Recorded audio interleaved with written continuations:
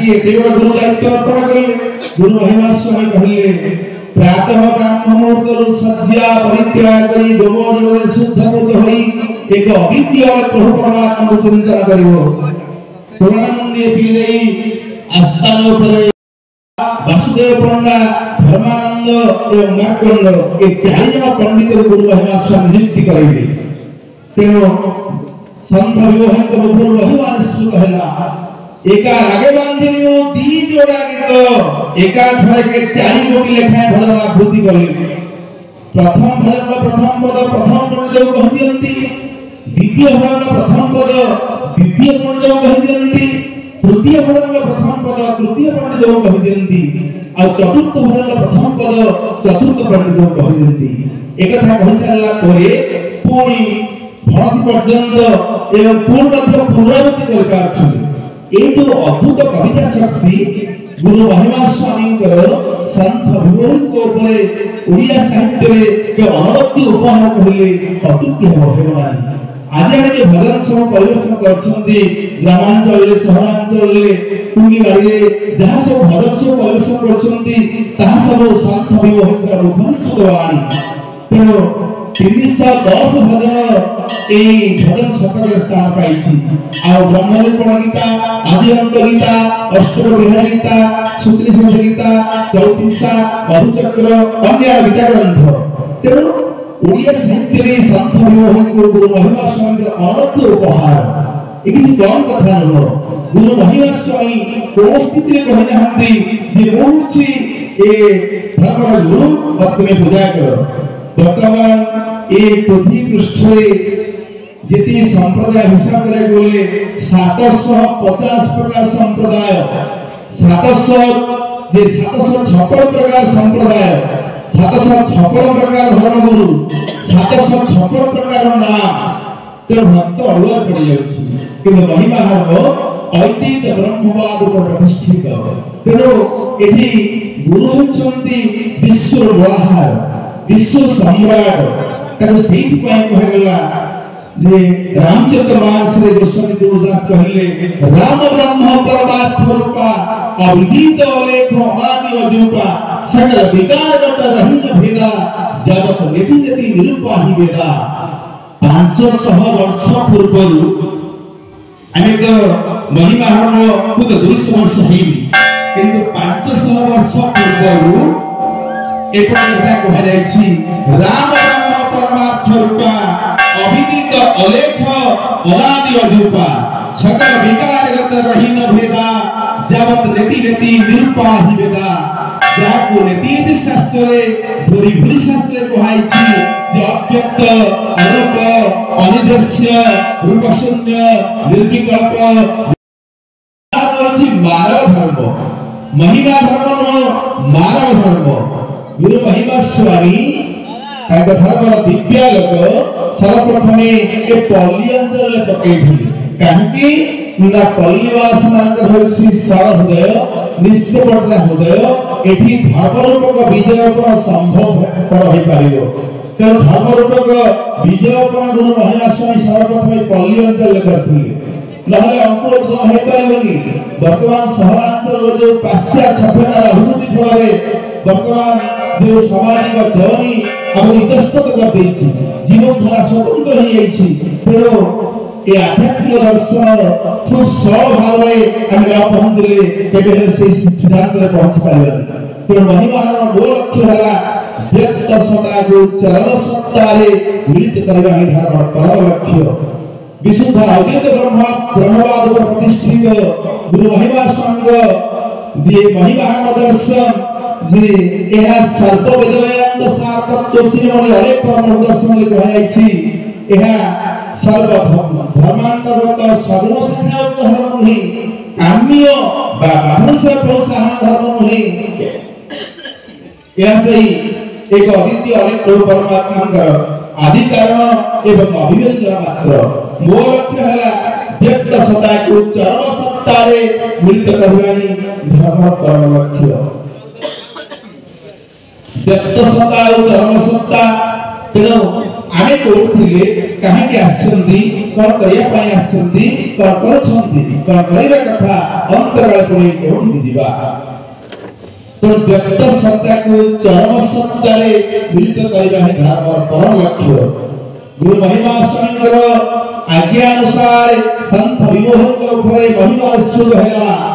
ब्रह्मनिपुण guitar कहले अरुण उदय नहु जे स्नान करिवो असाधना जोगे से दर्शन पाइबो जानू अथवा अजानू जे ब्रह्ममुहूर्त समय रे सूर्य उदय पूर्वरु स्नान करी मुक्त आकाश तले सुनिर्मल आकाश तले अलेख ब्रह्मंकर नाम उच्चारण करियो साष्टांग प्रणाम करियो साष्टांग प्रणाम अर्थ जे संपूर्ण समर्पित होई दियो कायिक वाचिक मानसिक संपूर्ण समर्पित होई दियो तार तात्विक अर्थ कोन साधुसंत मानकर आज्ञा एवं महिमा हमर गुरु महिमा सुंदर आज्ञा नित्य प्रातः काले ब्रह्म मुहूर्त रे साष्टांग प्रणाम करी आपा विधि रहिछि 7 बार हमें प्रणाम करोछन्ति तेनो प्रत्येक कार्यर अयम आरंभ होछि ए अयम आरंभ रे जे केही व्यक्ति ब्रह्मोपासक माने से साष्टांग प्रणाम करिवे अर्थ जे अलेख ब्रह्म को अवगत कर देबे संपूर्ण भाव रे हे प्रभु मु आपनक संतान प्रत्येक कार्य अयम आरंभ रे आज जे हम कार्य को जाउछि प्रत्येक कार्य अयम आरंभ रे ब्रह्म मुहूर्त रे उच्चारण करिवे प्रभु मु जे कार्य को जाउछि ए कार्य सुकार्य हो ये ऑफिस कार्य जाऊ कि कृषि कार्य को जाऊ जहां जहां अधविश्वास अछि से कार्य को जानू तेरो से कार्य के सुकार्य हबो सेति पई प्रभु प्रार्थना करी कार्य आरंभ करिवे आउ जेतले कार्य सरी गला गोटी दिन रो हिसाब तेनो संध्या समय उपस्थित पशुपक्षी मान निज प्रिय फेरी आसीबे आमे मान गृह फेरी आसीबा तेनो ठीक सेही समय रे मध्य स्नान मार्जना होई पश्चिम आकाश को बा पश्चिम अभिमुखे आमे सुनिर्मल आकाश तले दंडमान होई पंचबार प्रणाम करिया पय विधि रहछि महिमा हमरे तेनो ब्रह्मनिष्ठ साधु संत वाले एवं संत जे ब्रह्मनिष्ठ साधु संत माने ब्रह्म उपासक भक्त माने ए कार्य लिप्त अछंती कोन जणैबे प्रभु आज जो कार्य हैला ए 12 घंटा भितरे जो कार्य को कली तहने जहा भूल दिबो मते क्षमा कर दियंतु तेनो गोटी दिन कार्य शैली जहा अनुभव आसिला तेनो प्रभु के निकट रे क्षमा भिक्षा करिले जे कहबा तात्विक अर्थ करियछ जेबे दोष जना श्री गुरु पास छेति होइबो विश्वास अपराध होय तेनो गोटी दिन कार्य शैली 12 घंटा भितरे केते भल काम करछंती केते मंद काम करछंती केते पुण्य केते पाप आमे समस्त जानि छंती तेनो दिवस रे मही काय मन वाक्य इंद्रिय गणकर से अर्जी अछि जेते कहिमे तते मदिछि विषया दोषे तेनो इंद्रिय मानकर अधीनस्थ हेई मो विभिन्न क्रिया निर्माण हेई छि जति मोर भूल थाए एमिति लोक नाही जीवन में किछि भूल करिनी छड़ा ब्रह्मवासिनी प्रकृति छड़े नहीं से हेने बारे पड़छत से महान विकाराणी ईश्वर सर्वभूतानि भूतेषु अर्जुन तिष्ठति परमेश्वर भूतानि जंतुर्हानि मायाया तेनो माया माध्यम प्रभु परमात्मा समस्त को परिचालित करूछंती तेनो जायो जेतेबेले से साष्टांग प्रणाम कथा कहला करते जायो जेतेबेले गोटी दिन कार्य शैली जदि हमर को भूल थाए हमर क्षमा कर दियंतु तेनो मो कहला तात्विक अर्थ दीन भूल करिनि दीन क्षमा इच्छा करिनि पापर प्रायश्चित हुए प्रायश्चित अर्थ कोटाल घियो पड़ देले पापर प्रायश्चित होय ना तो कर्म रोहरी आसी सब कथा परिचालित होइले ताले से पापर प्रायश्चित होई जिवो जे स्वेच्छा हो निष्कपट कियवास गुरुमुख सुनि पाप कष्ट सोर्जित पाप ताप सुजन निकट सर हृदय सब करै प्रकट तेणु प्रभु के उद्देश्य रे नित प्रातः काले समस्त जीवन रो दुख सुख महिमा प्रभु को अर्पण करी जीवन तवा दिने नुहे व्रत नह दिने नुहे अधे नुहे तेणु ए जो 12 घंटा रो कार्यशैली गोटे सप्ताह कार्यशैली गोटे तिथिर कार्यशैली गोटे 6 मास कार्यशैली गोटे वर्ष कार्यशैली जहार जते वर्ष हलानी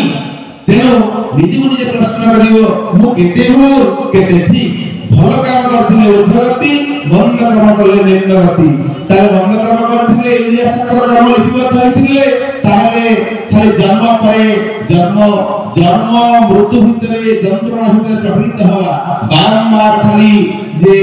जन्म मृत्यु के मध्य प्रवृत्त हवा खाली घूर्णनमान हवा जो माने धर्मस्थ व्यक्ति धर्म नहीं ग्रहण करिवे ना मो लक्ष्य व्यक्त सदाय को चरम सत्तारे मिलित करबा ध्यान परम लक्ष्य तेणु ब्रह्मनिष्ठ साधु संत माने ब्रह्मोपासक भक्त माने त्रिकाल संघरे प्रभु को उद्देश्य समर्पित अछंती तेणु जे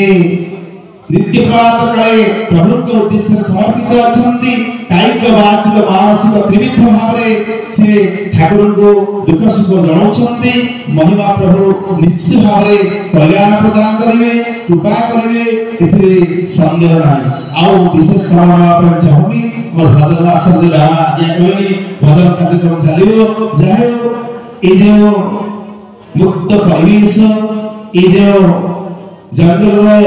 जो शोभा समस्त हृदय रे दिव्य भावना भर देउछि वर्तमान समाज रे केति दुख कष्ट भितर मानस जीवन अतिबाहित करूछि गोटे जंगल परिवेश एवं नदीर दुई पार्श्व ए किछ कम कथा नहीं ताको तर्जमा करे अनेक समय लागो आ आगु जीवन कथा जाय सीधा घासीराम बाबांकर ए जो ध्वनि आउ